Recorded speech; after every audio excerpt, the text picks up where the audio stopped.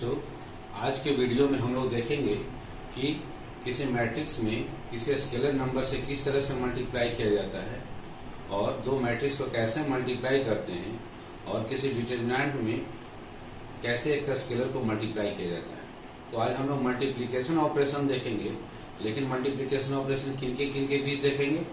पहला देखेंगे कि किसी मैट्रिक्स में कोई स्केलर किस तरह से मल्टीप्लाई होगा, दूसरा देखेंगे कि दो मैट्रिक्स कैसे मल्टीप्लाई होगा, और तीसरा देखेंगे कि किसी डिटरमिनेंट में कोई भी कांस्टेंट किस तरह से मल्टीप्लाई होगा। तो जरा ध्यान से देखेंगे, ये बहुत ही कंसेप्चुअल चीज है जो कि आपको बहुत मदद करेगा एक्सरसाइज को बनाने में।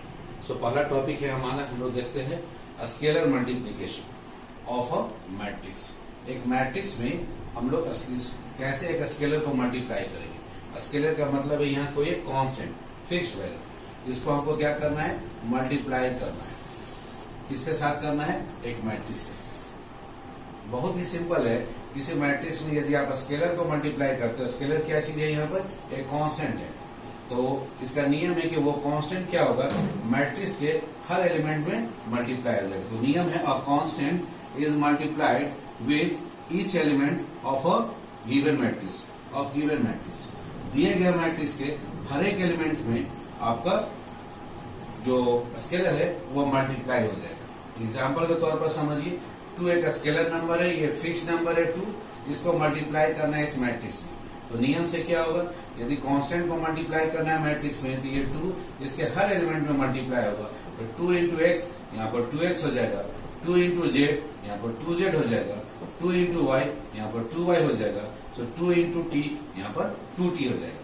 सो पहला टॉपिक हो गया स्केलर मल्टीप्लिकेशन। या स्केलर मल्टीप्लाई कैसे होगा, किसके साथ, मैट्रिक्स के साथ। तो बहुत ही सिंपल है कि वो स्केलर क्या होता है, मैट्रिक्स के ईच एंड एवरी एलिमेंट में मल्टीप्लाई होंगे, ईच एंड एवरी एलिमेंट में मल्टीप्लाई होंगे। मैट्रिक्स के ऑर्डर पर कोई प्रभाव नहीं पड़ेगा। जो दिया गया मैट्रिक्स जिस ऑर्डर का है, जैसे ये मैट्रिक्स है हमारा 2x2 ऑर्डर का, तो हमारा आंसर भी 2x2 ऑर्डर का होगा। फर्क केवल ये पड़ेगा कि जो नया 2x2 ऑर्डर का मैट्रिक्स बनेगा, उसका हर एक एलिमेंट कैसे प्राप्त होगा, इस कांस्टेंट को हर एक एलिमेंट में मल्टीप्लाई करने से प्राप्त होगा। अब दूसरा टॉपिक है मल्टीप्लीकेशन ऑफ, फिर मल्टीप्लीकेशन ऑपरेशन। ये यहाँ भी मल्टीप्लीकेशन था, यहाँ भी मल्टीप्लीकेशन। फर्क ये है कि यहाँ स्केलर को मल्टीप्लाई कर रहे थे मैट्रिक्स में, यहाँ फर्क है कि आप मल्टीप्लाई किसको करेंगे, दो मैट्रिक्स को मल्टीप्लाई। दो मैट्रिक्स को कैसे मल्टीप्लाई करेंगे, तो इसके लिए है कंसेप्ट कि मान लेते हैं हमारे पास दो मैट्रिक्स है। एक मैट्रिक्स ए जिसका ऑर्डर है m क्रॉस n, अर्थात मैट्रिक्स ए जिसमें m रोज है और n कॉलम है, और दूसरा मैट्रिक्स है जिसमें p रोज है n क्यू कॉलम है, R2 मैट्रिक्स है। ये हमारे पास दो मैट्रिसेस है और हमको क्या करना है, इनका प्रोडक्ट ये भी निकालना है।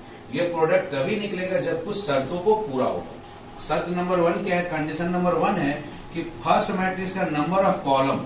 तो आप यहाँ ध्यान से देखिए, नंबर ऑफ कॉलम क्या है आपका, यहाँ पर नंबर ऑफ कॉलम है n। सो फर्स्ट मैट्रिक्स का नंबर ऑफ कॉलम, पहला मैट्रिक्स का नंबर ऑफ कॉलम, दूसरे वाला मैट्रिक्स जिसमें मल्टीप्लाई होना है उसके नंबर ऑफ रोज के बराबर होना चाहिए।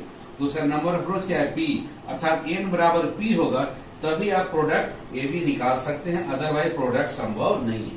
तो सबसे पहले हम लोग पॉसिबिलिटी पता लगाएंगे कि दो मैट्रिक्स का मल्टीप्लीकेशन संभव है या नहीं।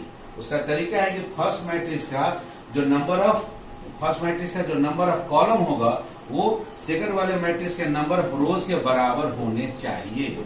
यदि ये दोनों बराबर होंगे, then and only then product A B is possible, otherwise product is not possible. First चीज, क्योंकि जब मल्टीप्लीकेशन संभव है तभी हम लोग आगे बढ़ेंगे।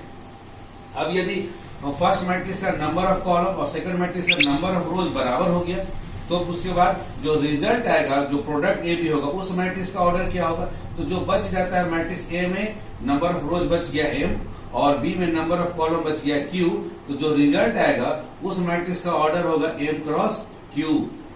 जो रिजल्ट आएगा ए बी मैट्रिक्स, उसका ऑर्डर क्या हो जाएगा, फर्स्ट मैट्रिक्स का नंबर ऑफ रोज और सेकंड मैट्रिक्स का नंबर ऑफ कॉलम, वो हो जाएगा रिजल्ट। जो आपका ए बी मैट्रिक्स आएगा वो किस ऑर्डर का प्राप्त होगा, m क्रॉस q ऑर्डर का। ये दो चीजें हो गई। अब तीसरा हो गया कि ये प्रोडक्ट के एलिमेंट क्या होंगे। तो उसके लिए है कि an element of A B, ये जो ए बी मैट्रिक्स है जो प्रोडक्ट होगा वो कैसे प्राप्त होगा, इज ऑब्टेन्ड बाय मल्टीप्लाइंग। आपको सिंपली मल्टीप्लाई करना है, किसको मल्टीप्लाई करना है, multiplying elements of row of A. पहले वाले मैट्रिक्स का हमेशा ध्यान देंगे, पहले वाले मैट्रिक्स ए का हमेशा रो लेना है। किसको लेना है? एलिमेंट्स ऑफ रो। पहला वाला मैट्रिक्स का रो के एलिमेंट को लेना है और उसको मल्टीप्लाई करना है। क्या करना है? हमको मल्टीप्लाई करना है। किसके साथ मल्टीप्लाई करना है? With corresponding element. जो करस्पॉन्डिंग, जो आपके करस्पॉन्डिंग एलिमेंट होंगे, जहां का आप एलिमेंट निकाल रहे होंगे, उसी पोजीशन का सेकंड मैट्रिक्स के कॉलम के साथ। Corresponding elements of column. Corresponding element किसका देखना है? मैट्रिक्स बी का देखना है और उसका हमको कॉलम लेना है। सेकंड जो मैट्रिक्स बी है, बी मैट्रिक्स का जब भी मल्टीप्लाई होगा, किस में मल्टीप्लाई होगा? बी मैट्रिक्स के कॉलम में मल्टीप्लाई होगा। किसका? ए मैट्रिक्स का रो, बी मैट्रिक्स के कॉलम हमेशा मल्टीप्लाई होगा। जब भी मल्टीप्लीकेशन होगा रो का कॉलम के साथ। पहला वाला मैट्रिक्स का रो दूसरे वाले मैट्रिक्स के कॉलम के साथ मल्टीप्लाई होगा। केवल ध्यान क्या देना है कि किस एलिमेंट को निकाल रहे, जिस एलिमेंट को निकाल रहे उस पोजीशन में पहला मैट्रिक्स का रो दूसरे वाले मैट्रिक्स के कॉलम के साथ मल्टीप्लाई होगा। इसको आप एक एग्जांपल से अच्छे तरह से समझ सकते हैं। अगर ये आप मल्टीप्लिकेशन समझ सकते हैं तो ये बहुत ही महत्वपूर्ण है। इसके आधारित एक्सरसाइज 3.2 उसका क्वेश्चन नंबर 3 और 3 का क्वेश्चन नंबर 4 हम लोग अभी यहाँ बनाएंगे और इस पर आधारित आपका एक्सरसाइज 3.2 है। सारे प्रॉब्लम आप बना सकते हैं। अब हम लोग देखते हैं एक्सरसाइज 3.2 क्वेश्चन नंबर 3 का 4। इसमें एक मैट्रिक्स है इस तरह का लिखा हुआ एलिमेंट्स है यहाँ पर और दूसरा मैट्रिक्स है ये। इन दोनों का मल्टीप्लिकेशन पूछ रहा है कि ये दोनों मैट्रिक्स को मल्टीप्लाई करेंगे तो क्या होगा। तो पहले चेक करेंगे कि दोनों मैट्रिक्स का मल्टीप्लिकेशन संभव है या नहीं। तो पहला वाला मैट्रिक्स का देखिए नंबर ऑफ रोज कितना है? 1 2 3। तो रोज 3 लिख दिए। तो उसका कॉलम कितना है? 1 2 3, कॉलम है उसका 3। दूसरा मैट्रिक्स का भी फिर ऑर्डर लिख दिए 1 2 3, 3 रोज हो गए सो 3 लिख दिए और कॉलम कितना हो गया? 1 2 3, कॉलम हो गया 3। तो नियम क्या है? ए और बी का मल्टीप्लिकेशन कब होगा? जब पहले वाले मैट्रिक्स का नंबर ऑफ कॉलम, जिसको कि मैंने सर्कल बनाया है, और दूसरे वाले मैट्रिक्स का नंबर ऑफ रोज कितना है? 3। यहाँ पे मैंने सर्कल से दिखाया है। ये दोनों चूंकि बराबर है इसलिए ये दोनों मैट्रिक्स का मल्टीप्लिकेशन संभव है। तो पहला तो हो गया कि हाँ मैट्रिक्स का मल्टीप्लिकेशन पॉसिबल है। अब पॉसिबल है तो रिजल्ट क्या होगा? रिजल्ट के लिए हमको क्या करना है कि पहले वाले मैट्रिक्स का जो नंबर ऑफ रोज बच गया, तो नंबर ऑफ रोज क्या बच गया? 3। तो यहाँ नंबर ऑफ रोज बच गया हमारा 3। तो जो रिजल्ट आएगा उस मैट्रिक्स में रोज कितना होगा? पहला वाला मैट्रिक्स का रोज और रिजल्ट में नंबर ऑफ कॉलम कितना होगा? तो दूसरे वाले मैट्रिक्स का कॉलम काउंट करेंगे, वो कितना बचा है? 3। तो हमको जो रिजल्ट आएगा वो 3 क्रॉस 3 ऑर्डर का मैट्रिक्स मिलेगा। ये तो 3 क्रॉस 3 का मतलब 3 रोज एंड 3 कॉलम वाला मैट्रिक्स मिलेगा, क्योंकि पहले में रोज कितने बच गए? 3 और दूसरे वाले में कॉलम कितने बच गए? 3। तो उसी ऑर्डर का रिजल्ट हमको प्राप्त होगा 3 क्रॉस 3 ऑर्डर का।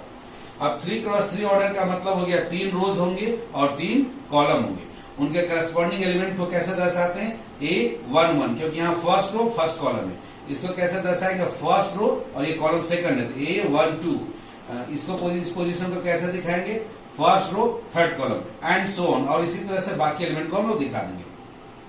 अब रह गया कि ये सब एलिमेंट कैसे निकलेंगे। तो यहाँ दो चीज हो गया। पहला तो मैट्रिक्स का मल्टीप्लिकेशन पॉसिबल है, उसके लिए चेक कर लिए कि पहला मैट्रिक्स का नंबर ऑफ कॉलम 3, दूसरे मैट्रिक्स का नंबर ऑफ रोज 3 के बराबर है, इसलिए मल्टीप्लिकेशन संभव है। दूसरा रिजल्ट जो होगा वो किस ऑर्डर का मैट्रिक्स होगा? तो पहले वाले मैट्रिक्स का रोज 3 और दूसरे वाले मैट्रिक्स का कॉलम 3 क्रॉस 3 ऑर्डर का रिजल्ट होगा। अब 3 क्रॉस 3 का मतलब 3 3 9 एलिमेंट्स आपको निकालने हैं। अब ये एलिमेंट्स कैसे निकलेंगे? तो उसमें नियम है कि जब भी आप पहले वाले मैट्रिक्स का लीजिएगा तो रो, पहला वाला मैट्रिक्स का हमेशा आपको रो लेना है और दूसरे वाले मैट्रिक्स का कॉलम के साथ मल्टीप्लाई करना है। जैसे इस पोजीशन को जानना है A11 का मतलब फर्स्ट रो को मल्टीप्लाई किसके साथ करेंगे? फर्स्ट कॉलम के साथ। तो अब आप देखिए फर्स्ट रो आपका क्या है? 2 3 4 और फर्स्ट कॉलम क्या? 1 0 3। मल्टीप्लाई कीजिए 2 को 1 के साथ 2 into 1, फिर प्लस 3 into 0 प्लस 3 into 0, फिर उसी प्रकार से 4 into 3 तो 4 into 3 एंड सो ऑन। इसी प्रकार से जो भी एलिमेंट निकालना हो, जैसे आपको निकालना है ये वाला एलिमेंट सेकंड, इसका पोजीशन क्या है? First row second column. हमेशा हमको इसका पोजीशन को ध्यान रखना है, फर्स्ट रो सेकंड कॉलम। तो हम लोग फर्स्ट रो यहां से देखेंगे और कॉलम इसमें से लेंगे। अब इसको मल्टीप्लाई कीजिए 2 को मल्टीप्लाई -3 के साथ, तो देखिए 2 मल्टीप्लाइड विथ -3। उसके बाद नेक्स्ट 3 मल्टीप्लाइड विथ फर्स्ट और second column, 3 multiplied with 2, 3 multiplied with 2। उसी प्रकार से 4 मल्टीप्लाइड विथ 0, 4 मल्टीप्लाइड विथ 0। इस तरह से आप किसी भी एलिमेंट को लिख सकते हैं। हमको देखना है ये वाला एलिमेंट को कैसे लिखेंगे। इसका पोजीशन क्या है, थर्ड रो, इसको बोलते हैं third row, first second third row, हमेशा शुरुआत रो से, उसके बाद कॉलम। ये third row and first column, तो थर्ड रो हमेशा रो हम लोग लेंगे, पहले मैट्रिक्स का थर्ड रो ये है और फर्स्ट कॉलम ये है, इसको मल्टीप्लाई कीजिए 4 को 1 के साथ 4 इंटू 1, फिर प्लस 5 इंटू 0 प्लस 5 इंटू 0, फिर प्लस 6 इंटू 3, फिर 6 इंटू 3। इस तरह से किसी भी एलिमेंट को चाहे तो आप निकाल सकते हैं। एक और एग्जांपल हम लोग देखते हैं, जैसे इस एलिमेंट को निकालना हो, इस एलिमेंट का पोजीशन क्या है, ये पोजीशन है सेकंड रो, तो हम लोग यहाँ सेकंड रो को इसको ले लेंगे, सेकंड रो एंड ये पोजीशन है थर्ड कॉलम, ये कॉलम कहलाता है थर्ड, तो थर्ड कॉलम ये है। अब इन दोनों को मल्टीप्लाई करना है, ये सेकंड रो और ये थर्ड कॉलम को मल्टीप्लाई करना है। इसका पहला इसके पहले के साथ 3 इंटू 5, तो 3 इंटू 5, यहाँ देखिए 3 इंटू 5 लिख दिए, उसके बाद 4 इंटू 4, उसके बाद देखिए 4 इंटू 4 लिख दिए, फिर प्लस 5 इंटू 5, 5 इंटू 5, तो 5 इंटू 5 लिख दिए। इस तरह से आप मल्टीप्लाई करके हर एक एलिमेंट को आप यहाँ पर लिख दिए, और लिखने के बाद सिंपल एडिशन है, 2 इंटू 1 2 होता है, 2 लिख दिए, 3 इंटू 0 0 होता है, लिख दिए, 4 इंटू 3 12 होता है। इस तरह से सिंपल एडिशन मैंने किया, आप यहाँ पर आसानी से देख सकते हैं, जो ऑपरेशन किया गया, जो एलिमेंट है उन सभी को मैंने सिंपली जोड़ दिया, और जोड़ने के बाद जो भी रिजल्ट आ गया वही हमारा रिक्वायर्ड 3x3 ऑर्डर का मैट्रिक्स हो गया, 3x3 ऑर्डर का ये हमारा आंसर हो गया। तो ठीक है, इस वीडियो में आपने देखा कि कैसे दो मैट्रिक्स को मल्टीप्लाई करते हैं। दो मैट्रिक्स को मल्टीप्लाई करने के लिए 3 चीजें आपको याद रखनी है। पहला, कि पहले वाले मैट्रिक्स का नंबर ऑफ कॉलम और दूसरे वाले मैट्रिक्स का नंबर ऑफ रोज के बराबर होंगे, पहला। दूसरा, कि जो रिजल्ट मैट्रिक्स आएगा एबी मैट्रिक्स, उसका ऑर्डर कितना होगा, तो पहले मैट्रिक्स में जितना नंबर ऑफ रोज होगा और दूसरे मैट्रिक्स में जितना नंबर ऑफ कॉलम होगा उतने ऑर्डर का आपको रिजल्ट प्राप्त होगा। अब तीसरा रह गया कि भाई ये प्रोडक्ट के एलिमेंट्स कैसे लिखे जाएंगे, तो उस प्रोडक्ट के एलिमेंट्स सबसे पहले जब आप ऑर्डर लिख लेंगे, तो ऑर्डर लिखने के बाद हर एक एलिमेंट का अपना एक पोजीशन होता है, उस पोजीशन पर आप जाएंगे और उस पोजीशन में हमेशा आप रो को कॉलम के साथ मल्टीप्लाई करेंगे। फिर एग्जांपल के तौर पर एक बार और हम लोग देखते हैं, जैसे इस एलिमेंट को निकालना है, जिसका पोजीशन है second row and first column, तो हम लोग सेकंड रो हमेशा पहले वाले मैट्रिक्स का देखेंगे, सेकंड रो ये और फर्स्ट कॉलम ये, इसको मल्टीप्लाई कीजिए 3 इंटू 1, तो 3 इंटू 1 यहाँ देखिए 3 इंटू 1 कर दी, फिर उसके बाद 4 इंटू 0, तो 4 इंटू 0, उसके बाद यहाँ हम लोग था सेकंड रो, ये फिर 5 इंटू 3, तो 5 इंटू 3, और इसके बाद ये सिंपल जोड़ है, ये 3 प्लस 0 प्लस 15, यहाँ लिख दे 3 प्लस 0 प्लस 15 18, तो हमारा ये 18 हो गया। इस तरह से आप दो मैट्रिक्स को मल्टीप्लाई कर सकते हैं। तीसरा टॉपिक है हमारा फिर ये मल्टीप्लीकेशन का ही स्केलर मल्टीप्लीकेशन, दोनों सेम, यहाँ भी scalar multiplication of a matrix, यहाँ भी स्केलर मल्टीप्लीकेशन ऑफ अ, लेकिन मैट्रिक्स से बजाय इस बार डिटर्मिनेंट में आपको मल्टीप्लाई करना है। किसी डिटर्मिनेंट में आप कैसे किसी स्केलर को या कांस्टेंट को मल्टीप्लाई करेंगे, तो ये भी बहुत सिंपल है। ये जो कांस्टेंट मल्टीप्लाई होता है डिटर्मिनेंट में, वो डिटर्मिनेंट के किसी एक रो में होगा या किसी एक कॉलम में, आर्बिट्री है जिसमें चाहे आप उसमें, लेकिन केवल और केवल एक ही रो या एक ही कॉलम में आप कांस्टेंट को मल्टीप्लाई करेंगे। So a constant is multiplied with each element, प्रत्येक एलिमेंट के साथ मल्टीप्लाई होगा ऑफ एनी वन रो, केवल एक ही रो का या एक कॉलम का। एक बार में आप कोई एक रो लेंगे या कोई एक कॉलम लेंगे, उसी में आप एलिमेंट को मल्टीप्लाई करेंगे। तो इस डिफिनेशन को अभी हम लोग एक न्यूमेरिकल में इस्तेमाल करते हैं, और यदि आप ये तीनों मल्टीप्लिकेशन को समझ गए तो आप इस पर आप एक्सरसाइज 3.2 के सारे प्रॉब्लम बना लेंगे और एक्सरसाइज 4.1 के सारे प्रॉब्लम बना लेंगे। हम एक्सरसाइज 4.1 के क्वेश्चन नंबर 3 को बनाने का कोशिश करते हैं इन डिफिनेशंस पर, इन कंसेप्ट पर। क्वेश्चन नंबर 3 है, एक मैट्रिक्स है ए जिसमें एलिमेंट्स लिखा हुआ है 1 2 4 2 2x2 ऑर्डर का मैट्रिक्स है। देन तब आपको क्या करना है, आपको शो करना है, आपको दिखाना है कि वो मैट्रिक्स का जो डिटर्मिनेंट होगा वो कितने के बराबर होगा, 4 इंटू डिटर्मिनेंट ऑफ ए।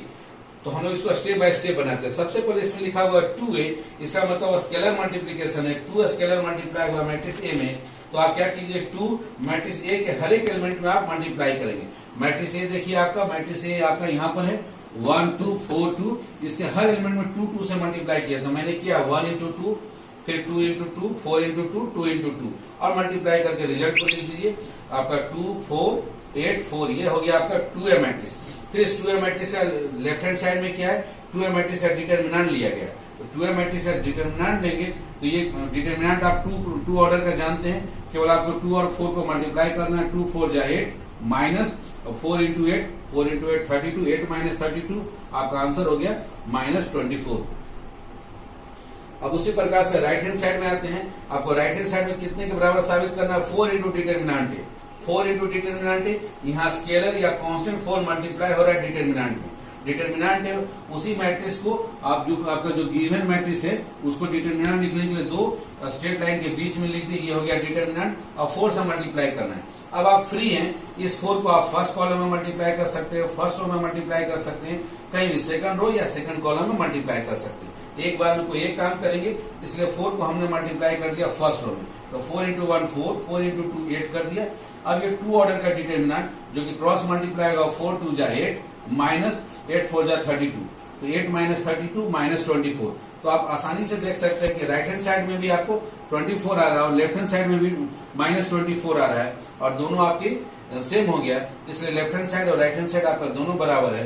अर्थात आप इस तरह से कह सकते हैं कि हमने शो कर दिया determinant of 2a is equal to 4 into determinant a। इस प्रॉब्लम को लेने के पीछे रीजन था कि आपने स्केलर मल्टीप्लीकेशन में देखा कि 2 को कैसे आप मल्टीप्लाई कर रहे हैं मैट्रिक्स में, और उसके बाद डिटर्मिनेंट में कैसे स्केलर मल्टीप्लाई होता है।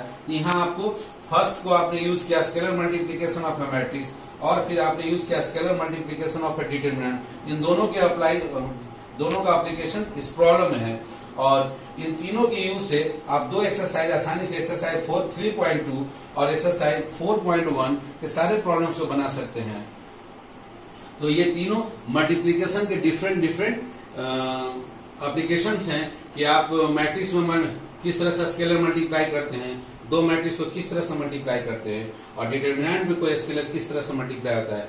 इस कंसेप्ट को जान जाने से और भी आगे बहुत से कॉम्पिटिटिव एग्जाम में बहुत से प्रॉब्लम आते हैं जिसको बनाने में आपको बहुत ही सहूलियत होगा। ओके बच्चों, थैंक यू।